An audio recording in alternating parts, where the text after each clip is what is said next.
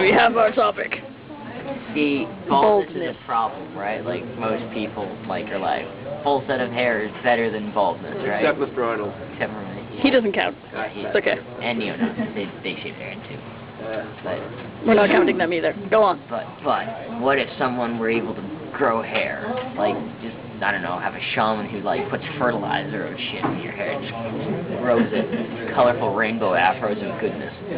And, everyone's like, these afros are awesome, They don't have to be afros. They can be mullets and 60s hairstyles that just randomly grow in, like creative gardening. And then this craze is sweeping the city, but it turns out that the shaman is using parasites that stimulate hair growth, but they also take over brains. And the mind control through hair growth. Nice. Hair is no, yeah, go. Brain. Makes sense. Keep going. So Charlie, this middle-aged, balding man living alone What with his is parents. him and Charlie? I don't know. Oh, fine. His name is Michael. Okay. Michael, 40-year-old guy living in his parents' cellar, and he's waiting for his parents to die, but they just won't. So he's living in their cellar, and it's a wine cellar. He's pretty happy. His parents aren't, but he's happy. About 80% of the time, he's not hungover, so it's all good. And Michael finds out about this miracle hair growth, and he's blaming all his problems on his baldness, because he just looks stupid with bald hair. Old. Did you just say bald hair? Yeah. Yes, I did. Yeah, Alright. with his bald head. And so he goes to the shaman, and then he puts the magical miracle grow shit on his head with Mr. Clean, FDA approved, whatever they need. So he thinks it's okay. And then his hair grows into a vibrant shade of turquoise. And he likes the turquoise color. He doesn't know why it's turquoise. Baldness. That was his prompt. Let's go. So Michael goes home, and he's got a full set of hair now, and it's growing like crazy, poofy in the morning, and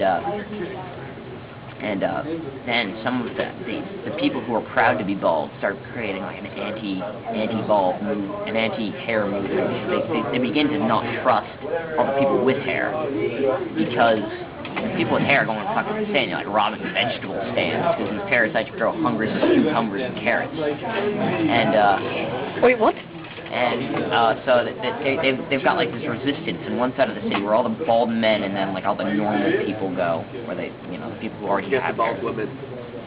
There are not many bald women. I mean, unless you're going through chemo. They do exist. They do exist. Yeah. They do still count. They don't bald so much as thin. Yeah. The hair, that is. So they've got the bald union of fighters against these colorful hair Nazis, they call them. And Michael doesn't like this. No, he doesn't.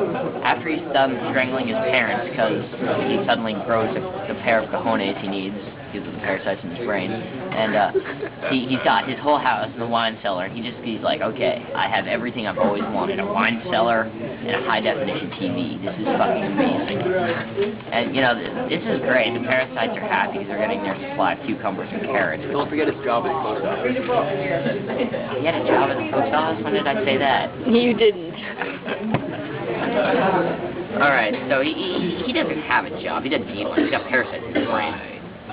So he sits down and he watches the high-def TV, and then his parasites in his brain start slowly controlling his central nervous system. And after they're done with that, they take over his brain. He goes out to fight the evil that is the bald Nazi bastard people with their morals and such. And